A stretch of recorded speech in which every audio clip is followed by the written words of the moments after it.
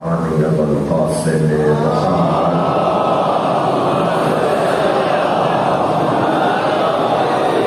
وآله الطيبين الطاهرين المعصومين الذين قال الله إنما يريد الله ليذهب عنكم الرجس أهل البيت ويطهركم تطهيرا.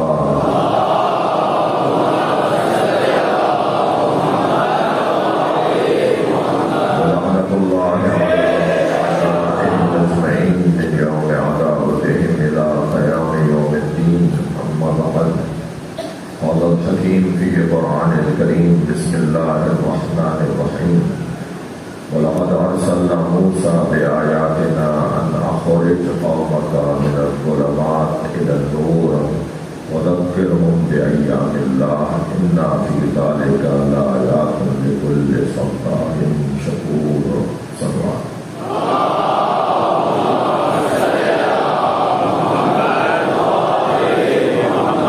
تھوڑا تھوڑا سا کہہ سکتے ہیں، ایک صلوات پڑھتے رہتے ہیں.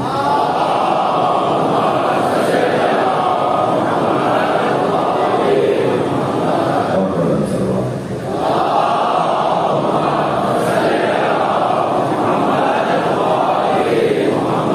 اس سے بھی بلند صلوات.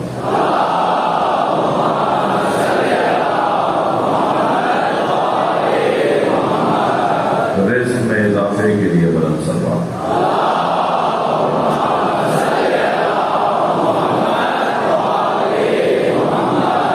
مالی بحران ہے پاکستان میں، معیشت کا بحران ہے. اللہ خاص کرم کرے. نبی اور آل نبی کے صدقے میں دعا کی قبولیت کے لیے بلند صلوات.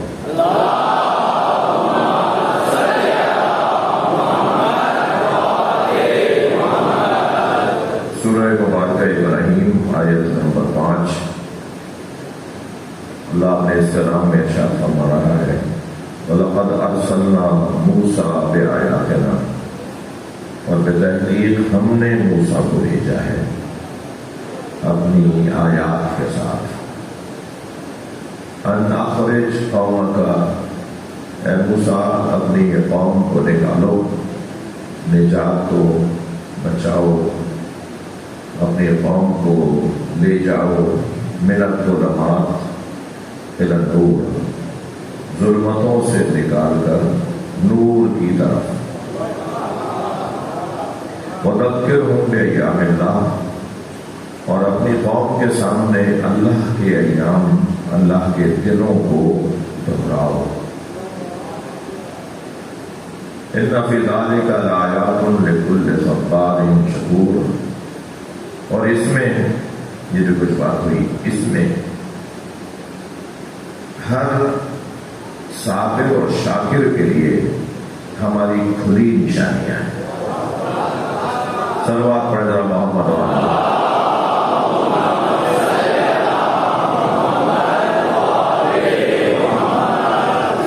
یہ آیت کریمہ جو میں نے کل بھی تلاوت کی اور کل میں ترجمے سے ترجمہ نہیں کر پایا تھا، آج میں نے ترجمہ کیا. آج بھی کل کے بیان اور کل کے خطاب کا تسلسل ہے، اور شاید تمہید سے ہی گزروں گا آیت پر، شاید آج بھی ہم غور نہیں کر پائیں گے. اس آیت کریمہ کے ترجمے سے میرے محترم مجمع کو یہ بات تو ہاتھ میں آ گئی کہ اللہ امت مصطفیٰ کے لیے بھی کچھ نبیوں کو بعنوان مثال قرار دیتا ہے، بعنوان نمونۂ عمل قرار دیتا ہے. یعنی قرآن مجید وہ کتاب ہے، سرکار کی نبوت وہ جامع نبوت ہے، وہ کلی نبوت ہے، وہ تمام نبوتوں کا خلاصہ نبوت ہے، وہ تمام نبیوں کی زندگیوں کا حاصل نبوت ہے کہ جس میں ہر نبی سے امت مصطفیٰ کو استفادہ کرنا ہے. دیکھیے، حضرت آدم کی امت کو حضرت نوح کی تعلیمات نہیں ملی، حضرت نوح کی امت کو حضرت ابراہیم کی تعلیمات نہیں ملی، حضرت ابراہیم کی امت کو حضرت موسیٰ کی تعلیمات نہیں ملی. یہ میں چند نبیوں کے نام دے رہا ہوں، ورنہ قرآن مجید میں 24 نبیوں کے نام آئے ہیں اور نبی اور اجنبی نے 1,24,000 نبیوں کا تذکرہ کیا ہے. تو خود میرا محترم مجمع اس ترتیب میں رہے کہ حضرت موسیٰ کی امت کو حضرت نوح کی امت، حضرت نوح کی تعلیمات، حضرت موسیٰ کی امت کو حضرت عیسیٰ کی تعلیمات نہیں ملی. حضرت عیسیٰ کی زمانے میں جینے والوں کو سرکار دو جہاں پر جو اللہ کے پیغامات نازل ہوئے وہ نہیں ملے. ایسا ہی ہے، بہت واضح بات ہے. لیکن کمال ہے امت مصطفیٰ کے لیے کہ امت مصطفیٰ کو 1,24,000 نبیوں کی تعلیمات ملی. کیا اب حق نہیں بنتا کہ امت مصطفیٰ کی فضیلت ساری امتوں سے زیادہ ہو؟ صلوات پڑھیں محمد والے.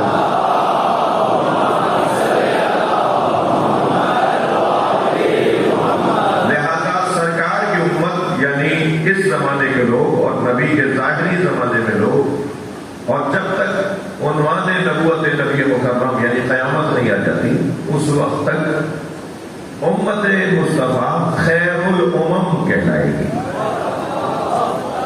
ساری امتوں میں سب سے اچھی اور سب سے افضل امت.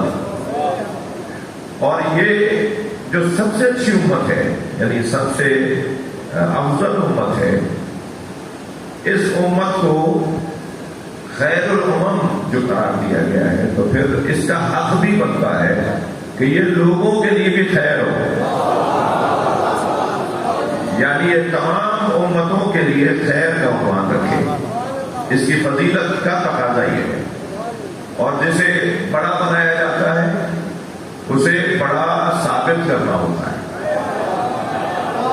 اگر اللہ نے بڑا بھائی بنایا ہے، اگر اللہ نے بڑی اولاد بنائی ہے، ماں باپ کی بڑی اولاد ہم میں سے کسی کو بنایا ہے، تو جسے اللہ نے بڑا بنایا ہوتا ہے اسے ثابت کرنا ہوتا ہے کہ جو اللہ نے انتخاب کیا ہے میں اس پہ پورا اترتا ہوں. بہت بڑا پیغام ہے. اللہ نے جسے جیسا بنایا ہے ویسے ہی بن کے وہ دکھائے تو یہ اس کی فضیلت بنے گی. اللہ نے تو بڑا بنایا تھا، یہ بڑے بنے نہیں. اللہ نے انہیں افضل قرار دیا تھا، انہوں نے اپنے افضل ہونے کو ثابت کیا نہیں. جسے بڑا بنایا جائے وہ بڑا بن کر دکھائے. یاد رہے عزیزان گرامی، ایک جملہ، ایک مفہوم عرض کرنا چاہ رہا ہوں اس گفتگو میں. اللہ نے جسے بڑا بنایا ہو وہ بڑا بن کر دکھائے، وہ ثابت کرے کہ اسے اللہ نے بڑا بنایا ہے. اللہ نے کسے کیسا بنایا ہے بہت واضح بات ہے.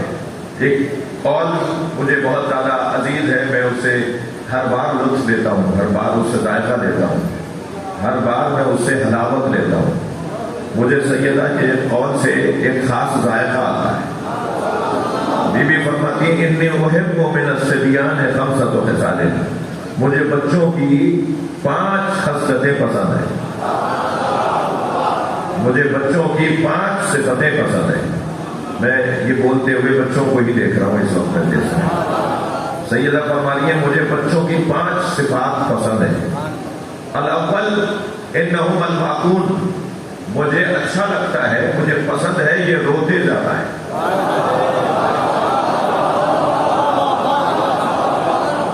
مجھے پسند ہے بچوں کی پہلی صفت کہ یہ روتے جاتا ہے.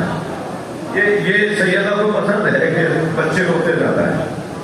بچے زیادہ روتے ہیں کیونکہ دل نرم ہوتا ہے، اور جس کا دل نرم ہوتا ہے وہ کسی کا دل دکھاتا نہیں ہے.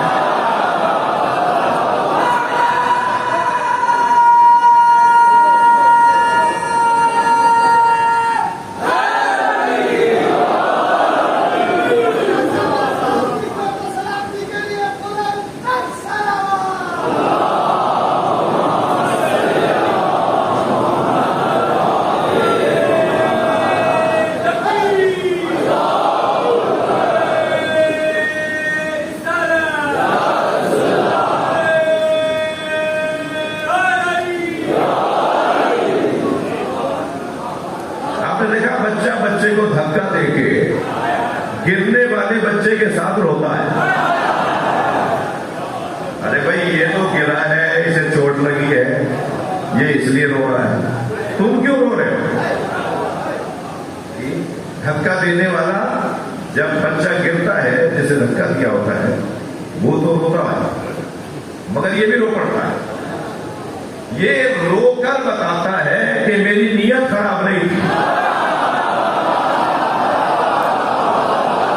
صلوات پڑھ لیں محمد والے.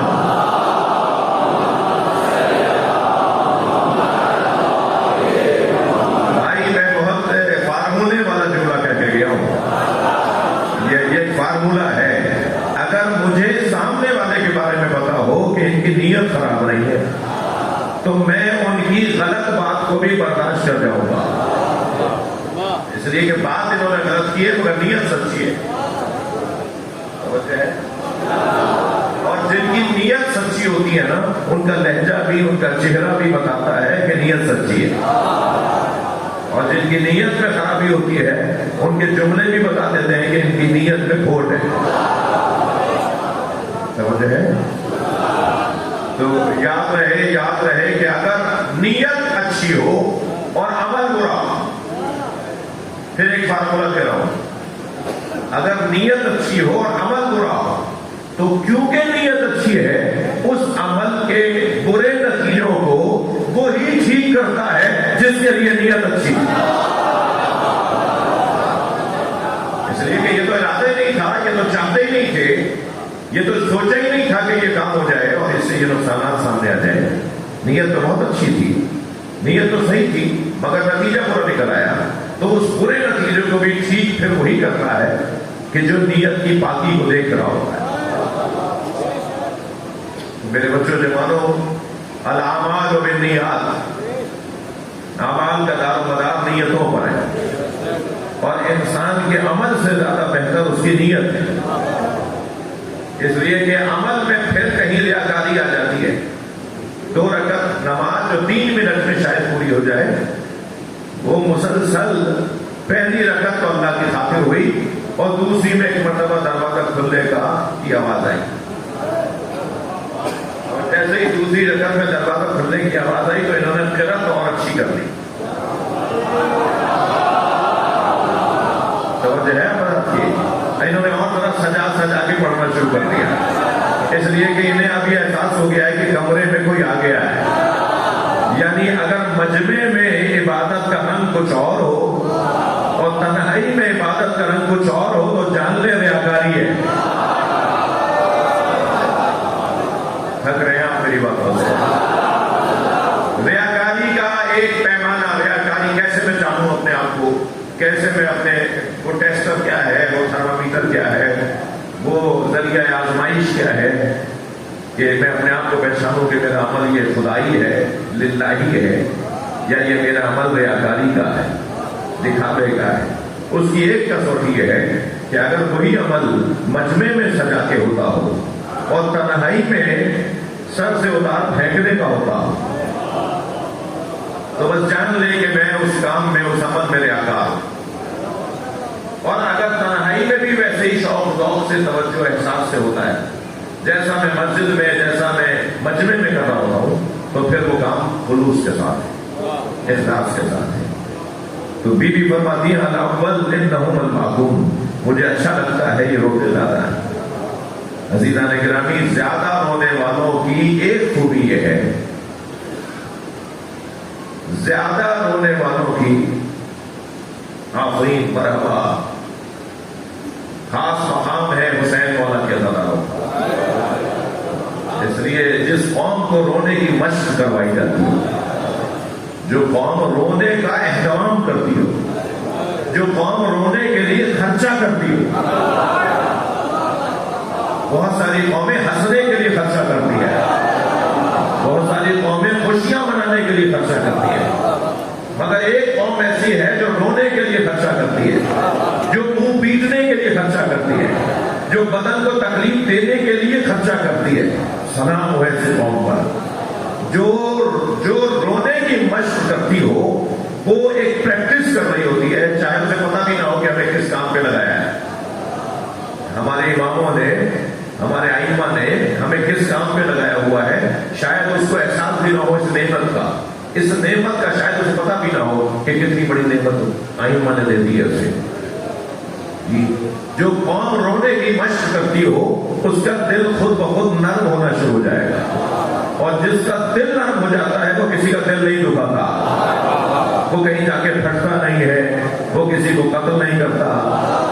یاد رکھیے عزیزو, حسین مولا کے عزادار اور غیر عزاداروں میں خودکشی کا ریشو نکالیں گے نا,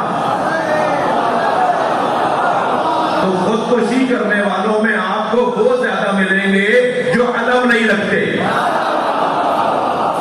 جن کے ہاں خانہ نہیں ہے, جن کے ہاں حسین پہ رونا نہیں ہے. لیکن جس کے ہاں حسین مولا پہ رونے کا جذبہ ہو, وہ جب پریشان ہونے لگتا ہے تو اپنی گردن میں پھندا نہیں ڈالتا, مشکلوں کی گردن میں پھندا ڈالتا. صلوات پڑھیں محمد و آل محمد.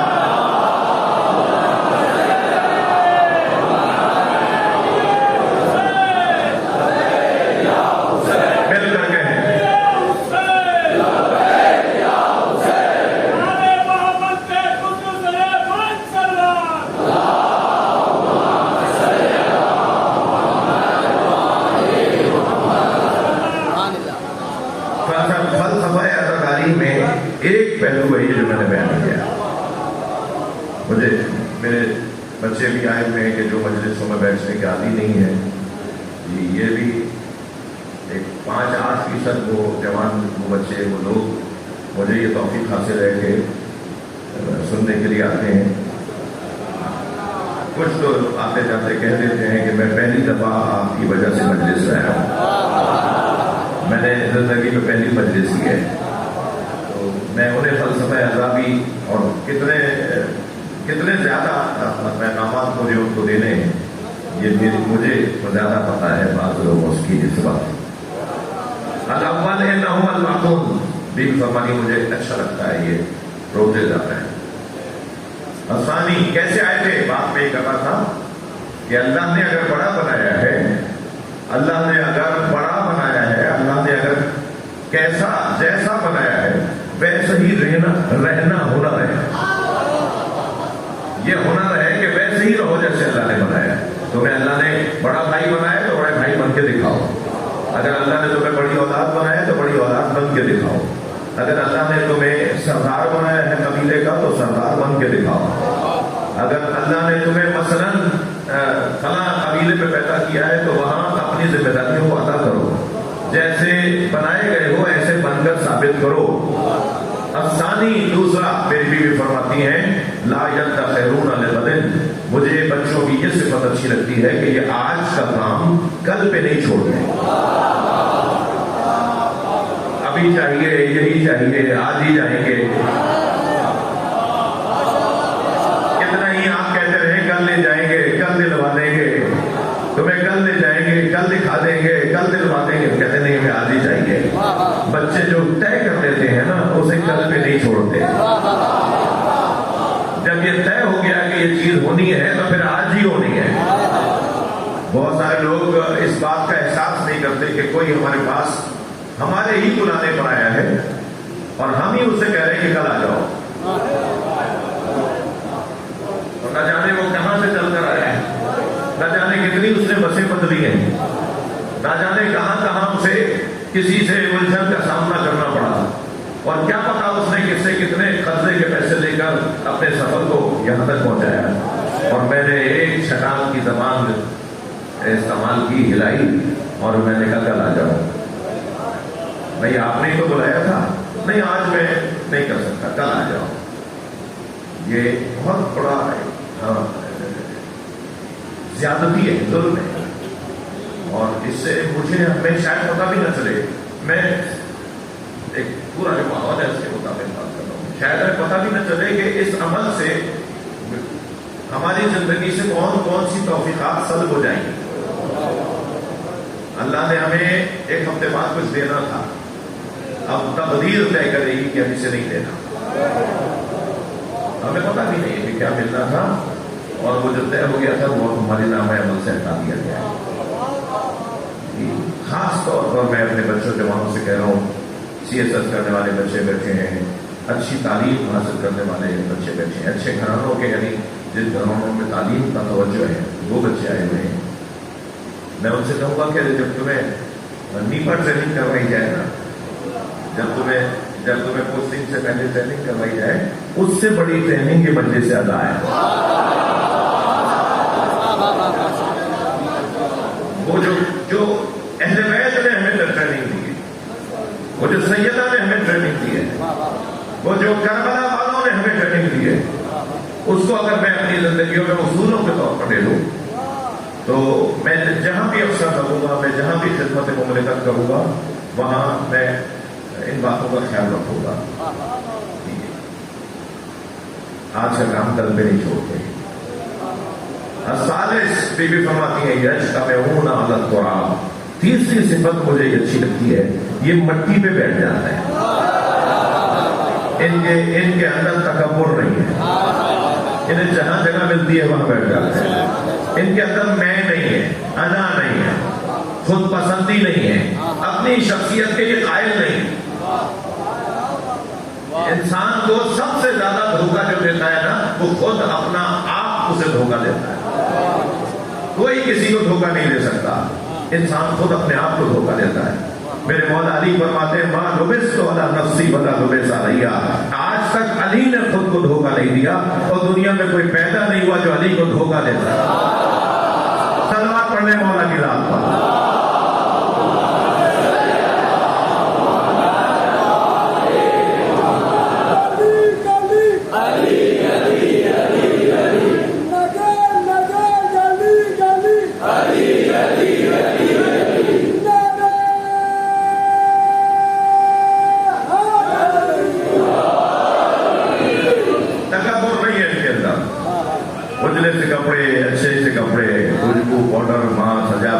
بھیجتی ہے اور یہ اپنے کپڑے خراب کر دیتے ہیں۔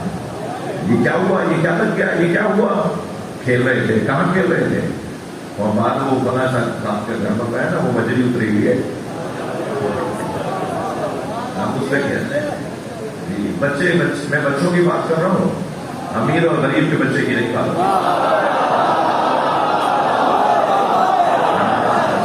سب بچوں کا یہ کہنا ہے، بچہ تھوڑی بدلا ہے، یہ ابا بدلے ہیں۔ بھائی بڑی مہربانی، آپ نصیحتیں سن رہے ہیں، میں ممنون ہوں حیدرآباد والوں کا۔ ایک سال بعد پڑھے ذرا محمد والے۔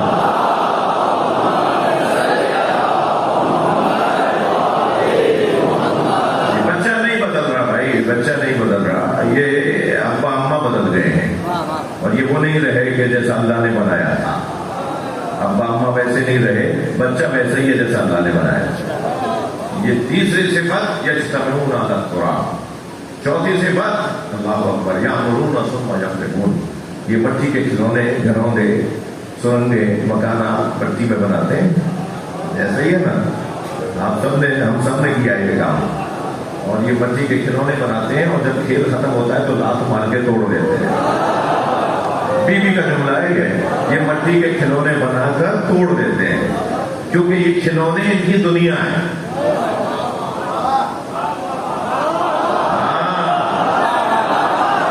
بچوں کی دنیا ان کے کھلونے ہیں، اگر یہ بڑے ہو کر بھی یاد رہے نا کہ دنیا کھلونا ہے تو ہمارے 85 مسئلے حل ہو جائیں۔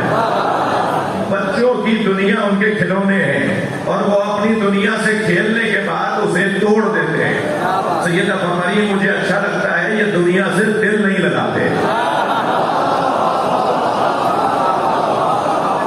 یہ دنیا سے دل نہیں لگاتے، دنیا سے دل توڑتے ہیں۔ اور یہاں عالم یہ ہے کہ جب بڑا ہو جاتا ہے تو اتنا ہی اس کا دنیا سے دل جڑا رہتا ہے، اس کو زیادہ دنیا زیادہ چاہیے ہوتی ہے۔ متوکل کے زمانے میں اس نے اعلان کیا کہ کوئی صحابی زندہ ہو تو ڈھونڈ کے لاؤ۔ زمانہ متوکل کا، امام علی نفسی کا زمانہ، امام علی نفسی کا صلوات پڑھا۔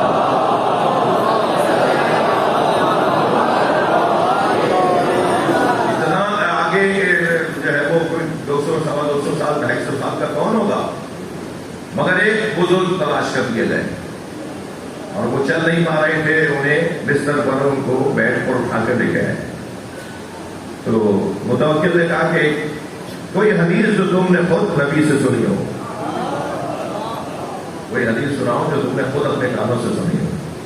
تو انہوں نے کہا کہ میں نے نبی کے کانوں سے سنا کہ انسان کی عمر جتنی بڑھتی چلی جاتی ہے اتنا اسے دنیا سے پیار بڑھتا چلا جاتا ہے۔ عجیب بات نہیں ہے؟ اور ایسا ہے یا نہیں؟ اس لیے کہ وہ چیزیں جو دیکھ رہا ہوتا ہے نا، یہ اتنے عرصے سے اسے پیار بڑھ جاتا ہے، بولا اتنے عرصے سے میرے پاس سے اور پیار بڑھ جاتا ہے۔ جتنی اس کی عمر بڑھتی چلی جاتی ہے اتنا ہی اسے دنیا سے پیار بڑھتا چلا جاتا ہے۔ تو وہ کہنے لگا کہ بات تو اس میں یار ایسا کیوں ہوگا؟ مجھے ٹھیک ہے آپ فرما رہے ہیں، سرکار نے فرمایا، بات ختم ہو گئی، تو اب آپ کو پہنچا دیں گھر دوبارہ۔ تو کہنے لگے کہ تم اتنے بڑے حاکم ہو، مجھے کوئی زمین کا ٹکڑا دے دو۔ تو متوکل نے کہا تم سچ کہہ رہے ہو، یہ نبی نے فرمایا ہے، اس لیے کہ تمہارے اندر وہی جو اب اس کیفیت میں بھی زمین مانگ رہے ہو، ابھی بھی تمہیں کوئی کاشتکاری اور کوئی فصلیں اگانی ہے، تمہارے بس کی نہیں ہے کہ تم ایک جگہ سے تو یہ انسان دنیا سے اپنا تعلق جوڑ رہا ہوتا ہے۔ اور بھی فرما رہی ہے کہ یہ کھلونے بنا کر کھیل کر انہیں لات مار کے توڑ دیتے ہیں اور دنیا سے پیار نہیں کرتے۔ 5ویں صفت سناؤں؟ 5ویں صفت تو عزیزوں مجھے ایسا لگتا ہے کہ اللہ کرے ہم بھی بچے ہو جائیں، ہمارے مسائل، ہماری جو علاقوں کے مسئلے، خاندانوں کے مسائل ہیں، اس کا حل ہے یہ 5ویں صفت میں۔ بی بی فرماتی ہیں یختصمون بغیر حقد، یہ لڑتے ہیں مگر دلوں میں کینہ نہیں رکھتے۔ صلوات پڑھنے سیدنا کے ذات پر۔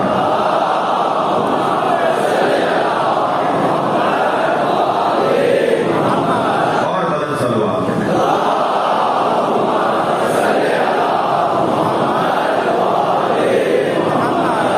اللہ نے جیسا بنایا ہے ایسا بن کر دکھانا ہے، صحیح رہنا، یہ ہنر ہوگا میرے اور آپ کے لیے اگر ایسا کر جائیں تو عزیزو، انبیاء کرام ہر نبی کے پاس دوسرے نبی کی میراث، ہر نبی کے پاس اس سے پہلے والے نبیوں کی میراث۔ ہمارے نبی کے پاس 1,23,999 پیغمبروں کی میراث، لہذا سب سے زیادہ ثروت مند اگر کوئی ہے، سب سے زیادہ اگر دولت مند کوئی ہے تو وہ سرکار ہو جائے۔ تورات، زبور، انجیل تو مشہور کتابیں ہیں نا۔ قرآن مجید نے ایک اشارے میں سورہ اعلیٰ کے اندر صحف ابراہیم و موسیٰ کہہ کر یہ بتا دیا کہ بہت سارے اور صحیفے بھی ہیں، صرف حضرت ابراہیم اور حضرت موسیٰ کے صحیفے اور بہت ساری آسمانی کتابیں بھی ہیں۔ بزرگوں نے لکھا ہے کہ بعض کتابیں کتابی شکل میں نازل ہوئی ہیں اور بعض ایک کتابچے کی شکل میں نازل ہوئی ہیں، یعنی چند صفحوں کی کتاب اور اللہ کا پیغام۔ بعض ایک پرچے کی صورت میں، ایک کاغذ کی صورت میں آسمان سے اللہ کا حکم نازل ہوا ہے۔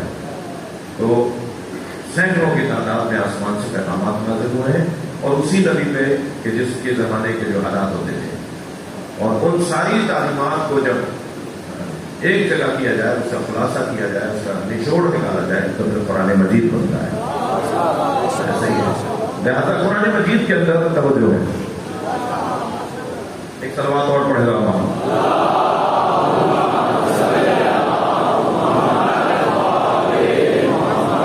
لہٰذا قرآن مجید میں ہر نبی اور ہر کتاب کا خلاصہ ہے۔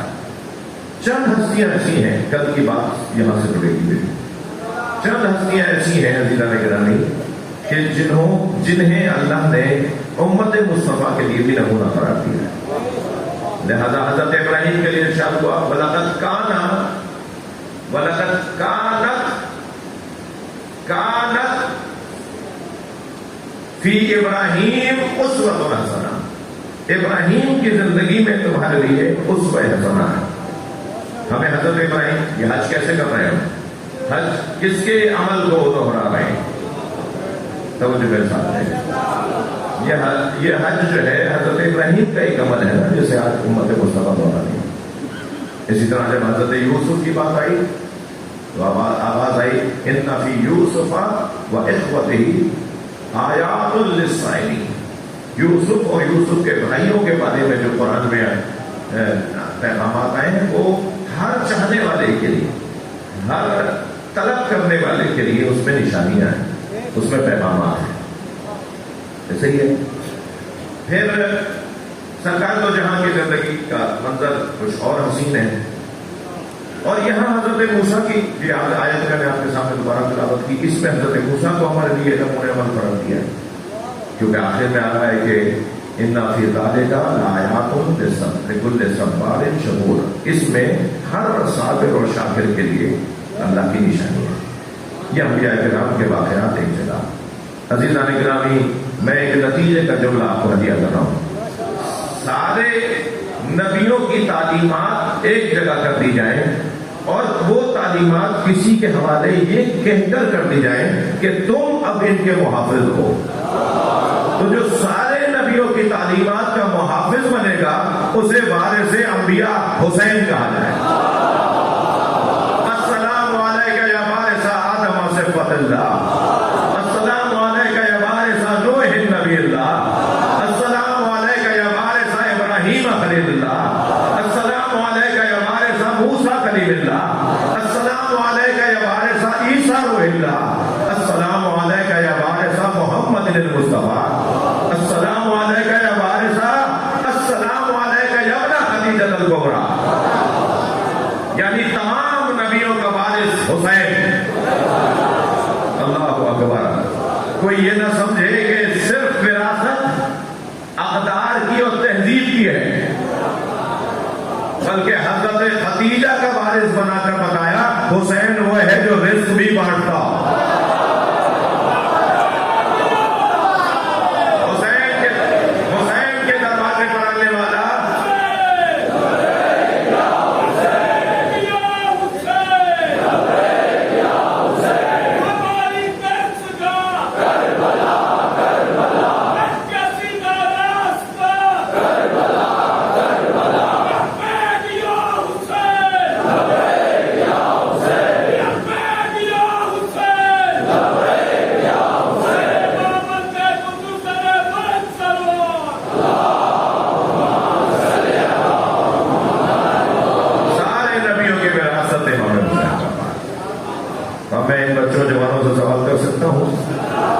کہ سب سے بڑا ثروت مند کون ہے؟ جس کے پاس سب کی امانتیں ہو، جس کے پاس سب کی وراثتیں ہو. وارث مادی بھی ہوتا ہے اور وارث معنوی بھی ہوتا ہے. مادی وارث کو مال کی حفاظت کرنا پڑتی ہے. دادا 100 ایکڑ زمین چھوڑ کر گئے ہیں، تو اگر 100 کو 70 کر دیا تو سب مذمت کریں گے کہ آبا و اجداد کی میراث ضائع کر دی. لیکن اگر 100 کو 200 کر لیا تو کہا جائے گا کہ یہ اچھا وارث ہے. یعنی مادی وراثت میں وارث میراث کی حفاظت کرتا ہے، ایسے ہی ہے. اور مانوی وراثت میں مانوی وراثت وارث کی حفاظت کرتی ہے. یہ جملے مولا علی کے ہیں. حضرت فرماتے ہیں مال بہتر ہے یا علم. مولا علی نے کسی سے سوال کیا کہ بتاؤ، سوال تو مولا سے ہوا تھا، پھر مولا نے جواب دیا مال بہتر ہے یا علم؟ حضرت نے فرمایا علم، اس لیے کہ علم صاحب علم کی حفاظت کرتا ہے اور مال کی حفاظت صاحب مال کو کرنا پڑتی ہے. مولا نے پھر فرمایا علم بہتر ہے، اس لیے کہ علم خرچ کرنے سے بڑھتا ہے اور مال خرچ کرنے سے کم ہو جاتا ہے. پھر فرمایا علم بہتر ہے، اس لیے کہ علم انبیاء کی میراث ہے اور مال قارون کی میراث ہے. اور پھر یہ 7-10 جملے کہے میرے مولا علی نے علم اور مال کے بارے میں، اور اس کے بعد پھر فخر کرتے ہوئے سینہ چوڑا کر کے فرمایا رضینا قسمت الجبار فینا. مولا علی کے 2 مصرے سنا رہا ہوں آپ کو. مولا علی کا شعر رضینا قسمت الجبار فینا لنا علم وللعداء بال. ہم اللہ کی تقسیم پر راضی ہیں. مولا علی فرما رہے ہیں ہم اللہ کی تقسیم پر راضی ہیں، اللہ نے ہمیں علم دیا ہے، ہمارے دشمن کو مال دیا۔ صلوات پڑھنے مولا کی ذات کو۔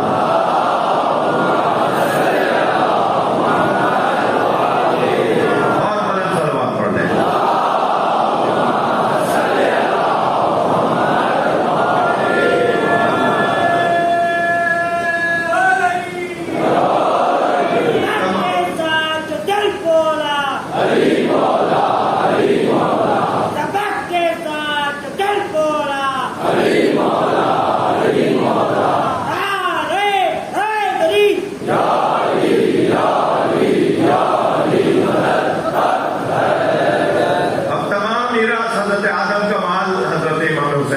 کیا ہے؟ حضرت آدم کے پاس دو ملکیتیں تھیں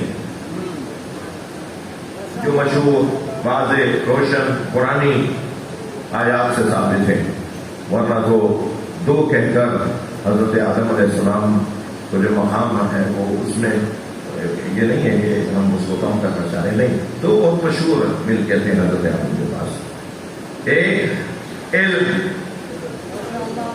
فرشتوں سے کہا، آدم علیہ السلام سے کہا، فرشتوں نے کہا ہم تو اتنا ہی جانتے ہیں جتنا تو نے عطا کیا، اور آدم بھی تو اتنا ہی جانتے تھے جتنا اللہ نے عطا کیا۔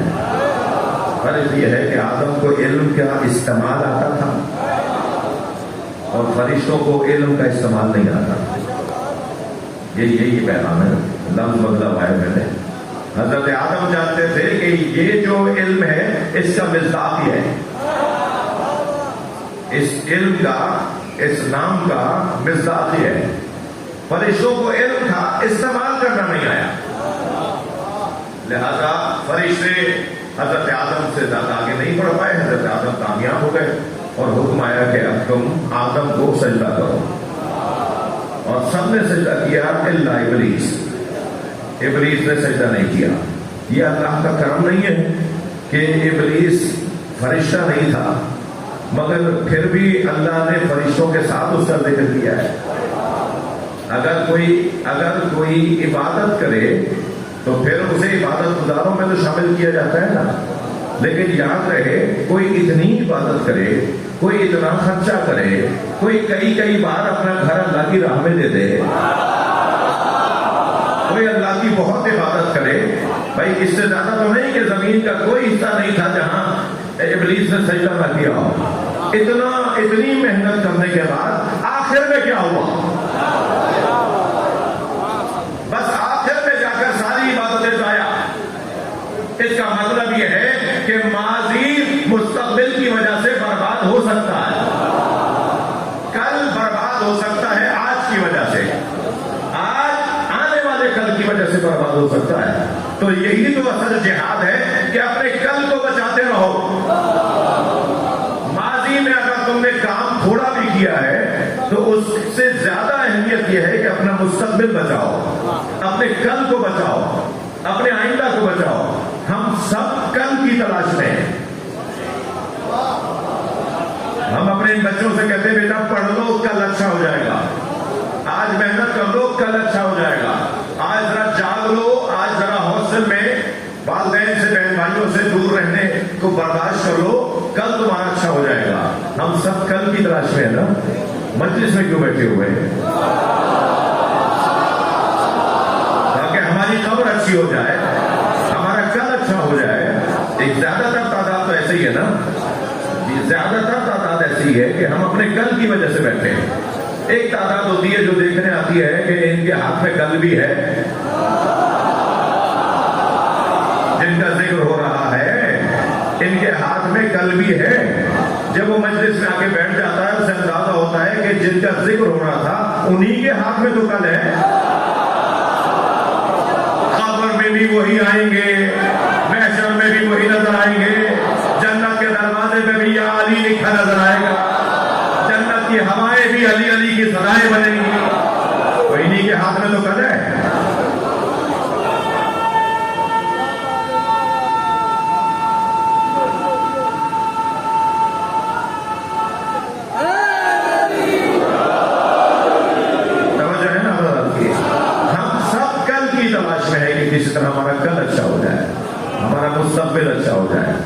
ہم سب چاہتے یہ ہیں کہ مسلسل بہتری کا سفر کریں، ایسا ہی ہے؟ تو عزیزو، بات بہت روشن ہے کہ حضرت آدم علیہ السلام کو علم ان سے زیادہ تھا، علم کا استعمال آتا تھا، علم کا استعمال کر کے دکھایا انہوں نے.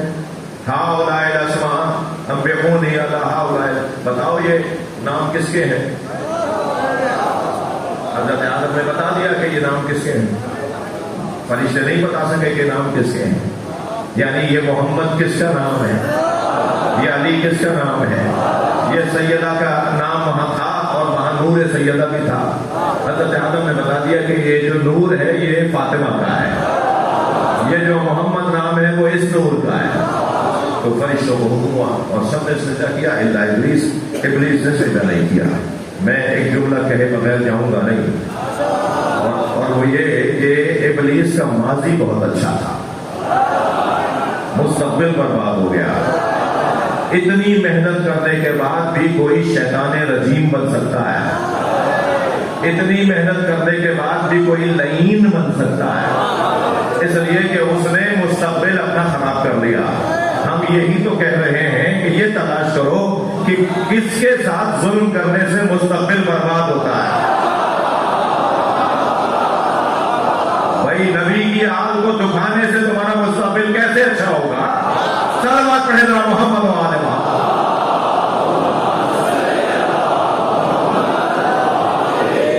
اور بلند صلوات سیدہ کو راضی کریں.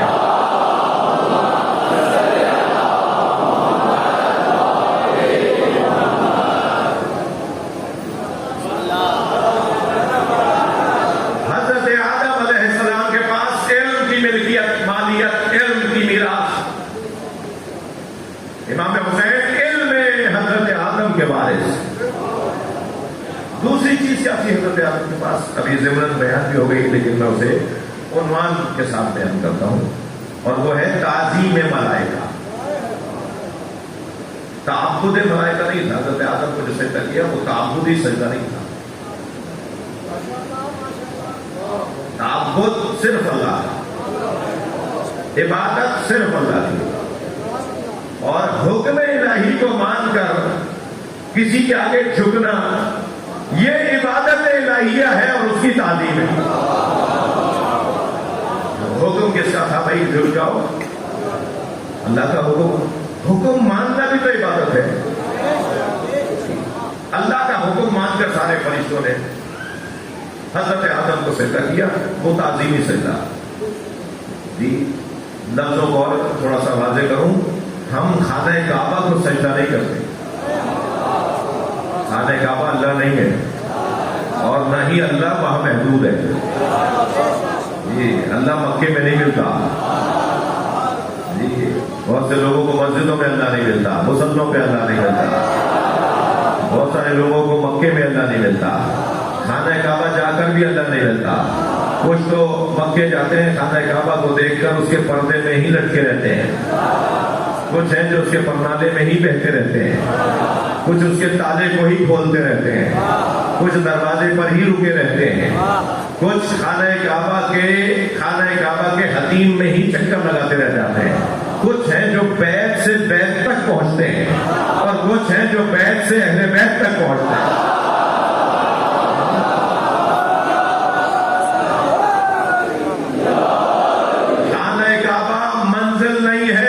میل ہے.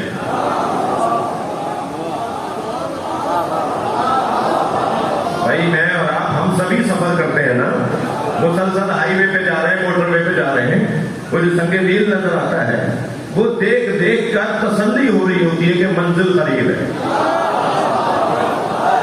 منزل قریب تر ہوتی چلی جاتی ہے سنگ میل کو دیکھ کر. اور اگر کچھ دیر تک سنگ میل نہ آ رہا ہو تو ہم آپس میں ایک دوسرے سے کہتے ہیں ذرا پڑھنا کتنا رہ گیا.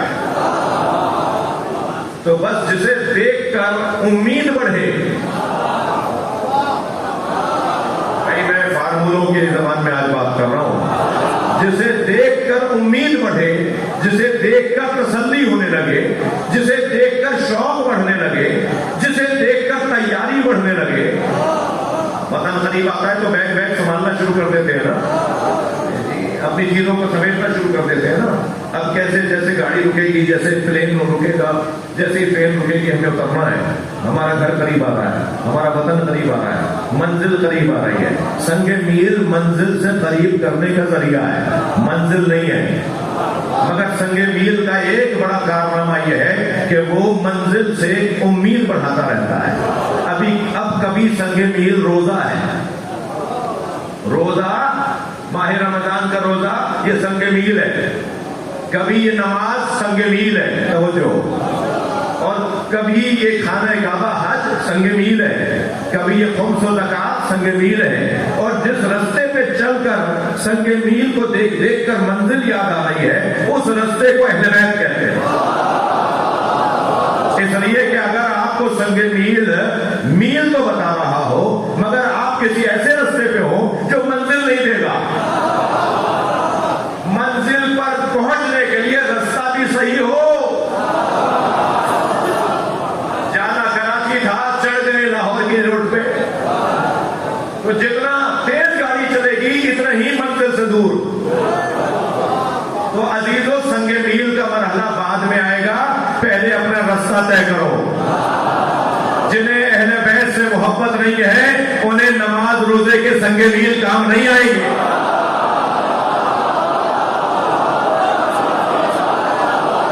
صلوات پڑھنے محمد و آل محمد.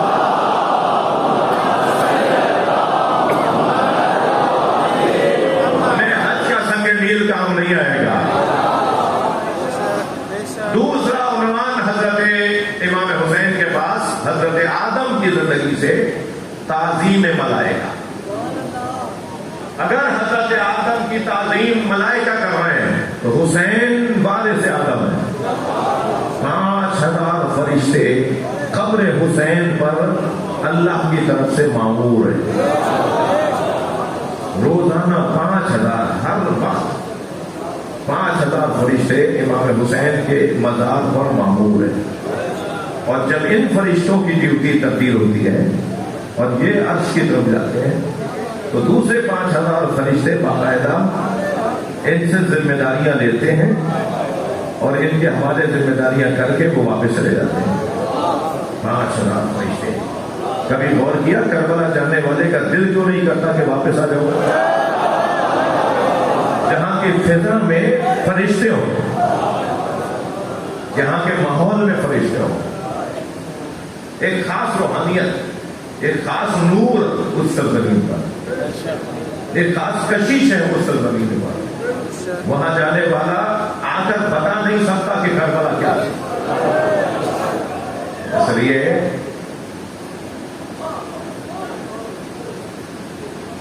بتانا کہاں برابر ہے دیکھنے. جو دیکھتا ہے نا اسے پتا ہوتا ہے کہ میں کیا دیکھ رہا ہوں. وہ کتنے ہی کہتا رہے, اس وقت تک ذائقہ نہیں آئے گا جب تک خود جاؤ گے.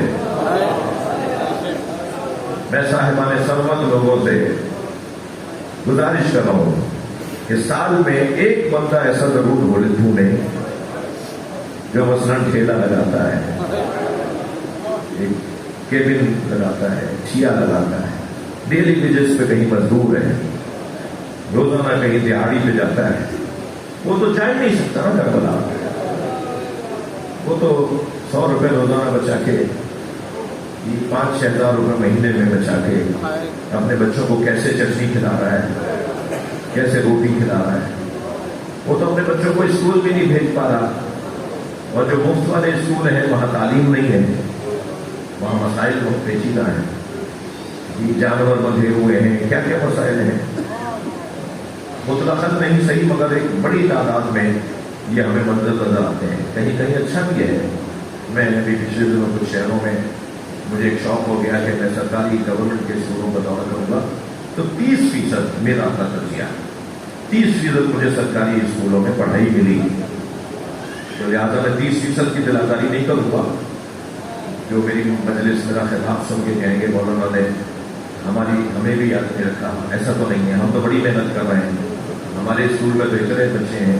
تو 30% بہرحال ہے پڑھائی.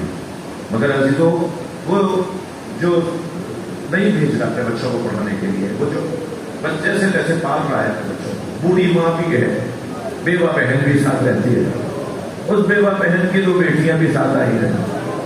اب یہ بندہ اتنی مشکلات میں گھرا ہوا، یہ خودکشی اس لیے نہیں کر رہا کہ اس کے پاس مولا عباس کا علم ہے،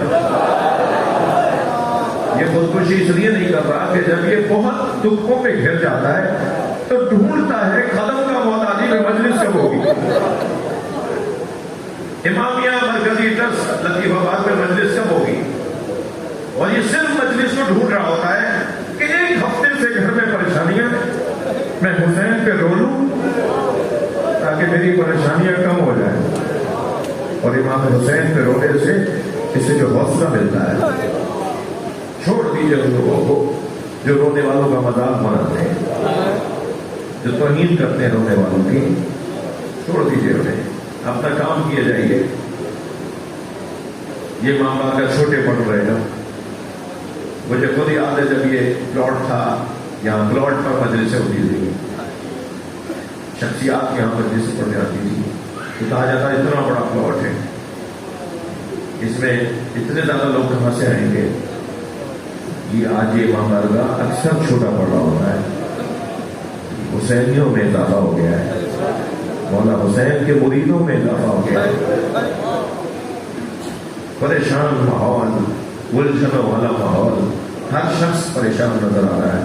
جس کی 10 لاکھ تنخواہ ہے وہ بھی رات کو بے چین سوتا ہے. تو سب کو حوصلہ چاہیے، ہمت چاہیے، اور حوصلہ اور ہمت وہی دے گا جو نفس مطمئنہ ہے، جو لاشوں پہ لاشیں اٹھا کر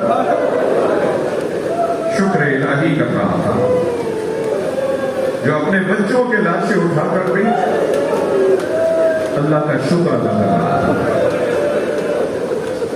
تسبیح پڑھ رہا تھا، سجدے میں سر رکھ کر اللہ کا ذکر کر رہا تھا، اور بار بار کہہ رہا تھا یا اللہ تو حسین سے راضی ہو جا. تو اسی کا ذکر ہے جو پریشان دلوں کو حوصلہ دیتا ہے. اجرکم اللہ. آپ آمد ہو گئے گریے کے لیے. سلام ہو زہرا کے چھوٹے بچے پر، سیدہ کے سب سے چھوٹے بیٹے حسین پر، جس سے بیوی اپنی گود میں لٹا کر کبھی چکی چلاتی تھی، کبھی بیوی اسے کاندھے لگا کر گھر کا کام کرتی تھی. حضرت اللہ جس کے سونے بیٹھنے کھانے پینے کا سب سے زیادہ سیدہ کا احساس. جب امام حسین ابھی دنیا میں نہیں آئے تھے، سیدہ زہرا کے ساتھ تھے مگر دنیا میں نہیں آئے تھے. ایک دن نبی مکرم گھر میں داخل ہوئے تو کیا دیکھا کہ بیوی رو رہی ہے، بیوی رو رہی ہے. تو نبی نے اپنی بیٹی سے پوچھا فاطمہ تم رو رہی ہو؟ کہ بابا یہ جو بچہ میرے ساتھ ہے مجھے رلاتا ہے، بابا یہ بچہ جو میرے ساتھ ہے مجھے رلاتا ہے. نبی نے فرمایا یہ تمہیں کیسے رلاتا ہے، یہ کیوں رلاتا ہے؟ کہ بابا یہ اکثر مجھ سے باتیں کرتا ہے اور کبھی کہتا ہے انا الغریب، اما میں وطن سے دور مارا جاؤں. غریب یعنی جو وطن سے دور ہو کر وطن سے دور رہتا ہو اسے غریب کہتے ہیں. اما یہ کبھی کہتا ہے انا العطشان، میں پیاسا ہوں. یہی جو یہ مجھے آوازیں آتی ہیں اس بچے کی. اور جب امام حسین کی آمد ہوئی، جناب ام ایمن سے نبی مکرم منتظر بیٹھے ہیں کہ کتنی کم مجھے میرا حسین لا کے دیا جائے. جیسے ہی خبر آئی کہ حسین دنیا میں آ گئے تو بیوی ام ایمن سے فرمایا ام ایمن لاؤ میرا بچہ مجھے دو. کتنا انتظار تھا نبی کو حسین کے آنے کا. فرمایا میرا حسین مجھے دو. تو بیوی نے فرمایا یا رسول اللہ میں اسے نہلا کر لاتی ہوں، میں اسے نہلا کر لاتی ہوں. تو سرکار رحمت للعالمین کو یہ جملہ اچھا نہیں لگا. فرمایا جسے اللہ نے پاک کر کے بھیجا جیسے ہے ایسے مجھے دو. اللہ اکبر. آغوش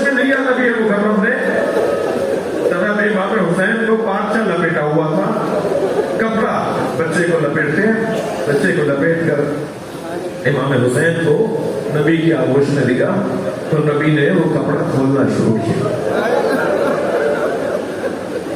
سرکار نے وہ پارچہ وہ تولیہ کھولا اور ہاتھ دیکھے, پیر دیکھے, سر پہ ہاتھ پھیر کے پھر الٹا لٹا کر اس پر ہاتھ پھیرا, پھر سیدھے پہ ہاتھ لگا. ہم تو سن کے رو رہے نا, اس کیفیت میں نبی رو رہے تھے. کبھی امام حسین کا ہاتھ, کبھی سینہ, کبھی سر, کبھی پیشانی, کبھی گلا, کبھی پیروں کو دیکھتے ہیں اور رو رہے تھے. تو دور سے جناب زہرا نے فرمایا بابا میرے بچے میں کوئی نقص ہے, میرے بچے میں کوئی نقص ہے. تو فرمایا نہیں زہرا, تمہارے بچے میں ایک ایسا کمال ہے جو کسی اور بچے میں نہیں ہے. کہ بابا پھر حسین کو دیکھ کر آپ رو کیوں رہے ہیں؟ اللہ اکبر. تو جناب ام احمد کو قریب لا کر کہا کہ زہرا قریب الولادت ہے, یعنی ابھی بچہ دنیا میں آیا ہے, تو تم اسے نہ بتانا, میں تمہیں بتا رہا ہوں یہی حسین ہے جس کو کربلا میں بھوکا پیاسا مارا جائے, جس کے بدن پہ گھوڑے دوڑائے جائیں گے, جسے مقطع اجرکم اللہ, اجرکم اللہ, اللہ آپ کو کوئی مدد دے. جو جہاں بیٹھا ہے اپنی آواز کو آزاد کرے گا. بلند آواز سے رونے والوں کا بڑا مقام ہے. آئمہ اہل بیت اونچی آواز سے رونے والوں دعا دیتے ہیں, یا اللہ یہ ہمارے عمر کو زندہ کر رہے ہیں.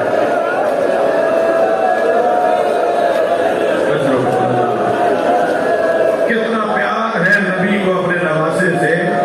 جانتے ہیں نا سارے نبیوں کی محنتوں کا ضامن ہے, سارے نبیوں کی محنتوں کا ضامن میرا حسین ہے. مجھ مصطفیٰ کی محنتوں کا ضامن حسین ہے. اور ایسا پکا مضبوط اس تعلیم کو وہ کر کے چلا جائے گا کہ قیامت تک اسلامی تعلیمات کو, آسمانی پیغامات کو, الہی پیغامات کو خراب کرنے والے ہمت نہیں کر پائیں گے. حسین کا نام اتنا روک ڈال جائے گا. اس لیے نبی کو اپنے بچے سے پیار ہے. گلی سے گزر رہے ہیں, مدینے کی ایک گلی سے گزر رہے ہیں, ایک گھر سے ایک بچے کے رونے کی آواز آئی.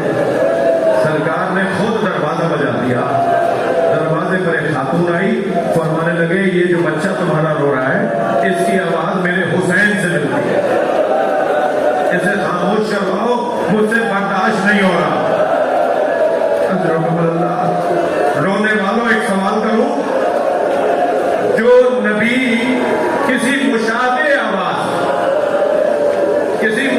آواز پر مضطرب ہو جاتے ہو کہ یہ بچہ تو کوئی اور ہے مگر اس کی آواز میرے حسین سے ملتی ہے, وہ کربلا کے میدان میں جب حسین مولا علی اصغر کا لاشا لے کے کبھی آگے کبھی پیچھے آ رہے تھے, کیا گزر رہی ہوگی نبی مکرم پر. اجرکم اللہ, اجرکم اللہ, اجرکم اللہ. ایام عطا کا اختتام ہے, بس یہی ایک ہفتہ تو رہ گیا. نہ جانے پھر یہ ایام ہماری زندگیوں میں, مخصوص ایام ہماری زندگیوں میں لکھے یا نہیں لکھے. ایک گلی سے سرکار گزر رہے ہیں, اجرکم اللہ, تسلی کر کے روئیں گے. ایک گلی سے سرکار گزر رہے ہیں کہ کچھ بچے کھیل رہے ہیں.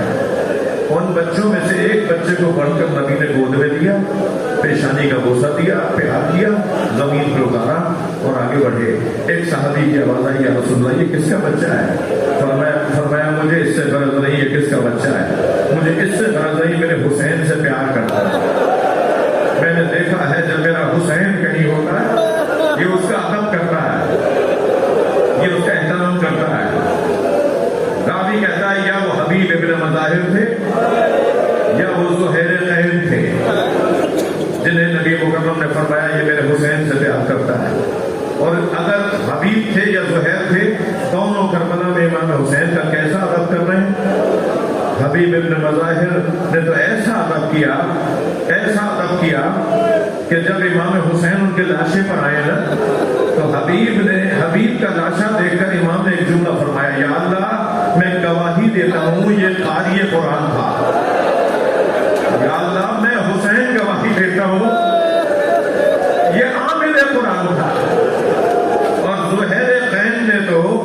امام حسین کی نماز کی حفاظت کی. دو لوگ کر رہے تھے امام حسین کی جب نماز امام نے جماعت پڑھائی کربلا میں, تو ایک سعید ابن عبداللہ اور ایک حضرت زہیر ابن قین, دونوں کھڑے ہوئے تھے سامنے آ کر, تیروں کو روک رہے تھے, آتے ہوئے حملوں کو روک رہے تھے, کبھی ڈھال سے روکتے تھے, کبھی تلوار سے روکتے تھے. مگر زہیر کے ٹانگ میں بھی ایک تیر لگا اور سعید ابن عبداللہ کے بازوؤں اور سینے پر بھی تیر لگا. سعید کے 3 یا میرے تردد ہے 3 یا 3 سے کچھ زیادہ تیر دکھا ہے کہ ان کے بدن پہ لگے. خون بہ رہا تھا مگر ہمت سے کھڑے تھے, اس لیے کہ ابھی حسین کی نماز مکمل نہیں ہے. یہاں امام حسین نے سلام آخر کہا, وہاں سعید تو پہلے ہی بہت زخمی تھے, بہت خون نکل گیا تھا, مگر جیسے ہی کان میں آواز آئی نا کہ میرا کام مکمل ہو گیا, حسین کی نماز مکمل ہو گئی, تو سعید زمین پر گر گئے. اب جو گرے تو امام آگے بڑھے اور امام نے ان کا سر اپنے زانوں پر لیا. سعید نے اپنا سر ہٹا دیا, امام نے پھر زانوں پر لیا, پھر سعید آہستہ آہستہ ہٹانے لگے, تو امام نے فرمایا سعید تم اپنا سر میرے زانوں سے کیوں ہٹا رہے ہو؟ تو فرمانے لگے مولا یہ شہزادوں کی جگہ ہے, مولا یہ علی اصغر کی جگہ ہے, مولا یہ سکینہ کی جگہ, کہاں مجھ غلام کا سر, کہاں حسین کا سر.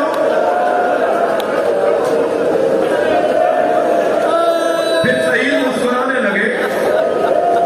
امام نے فرمایا سعید مسکرا رہے ہو, آفرین مرحبا.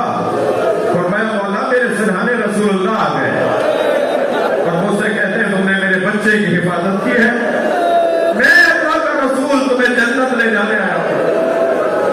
کچھ دیر بات کی تو پھر کچھ دیر کے بعد پھر مسکرائے. امام نے فرمایا سعید اب کیوں مسکرائے ہو؟ کہ مولا میرے سرہانے علی بھی آ گئے, مجھے جنت کی بشارت دے رہے ہیں. مگر سنیں گے رونے والوں, کچھ ہی دیر کے بعد سعید کی آنکھوں سے آنسو جاری ہوئے. سعید رونے لگے. امام نے پیشانی کا بوسہ دیا, سعید رو کیوں رہے ہو؟ زخموں کی تکلیف ہے. فرمایا نہیں مولا, میرے سرہانے آپ کی ماں زہرا آ گئی. سیدہ اتنی غریب. ایک مرتبہ امام نے فرمایا سعید کوئی وصیت ہے تو کرو, سعید کوئی وصیت ہے تو کرو. سعید نے کہا مولا حبیب کہاں ہے؟ حبیب. حضرت حبیب ابن مظاہر کچھ عقب میں تھے, کچھ فاصلے پہ کھڑے تھے. تو امام نے آواز دے کر کہا حبیب کو بلاؤ, سعید بلا رہے ہیں. تو حبیب کتنی جلدی آئے ہوں گے, فوراً آئے, قریب آ کے بیٹھ گئے.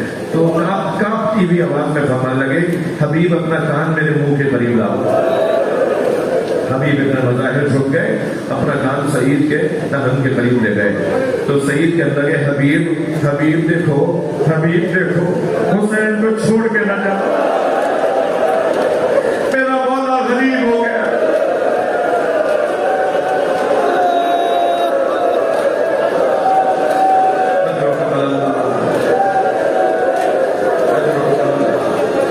مجلس ہو گئی, گریا ہو گیا, سب آنکھوں میں آنسو آ گئے.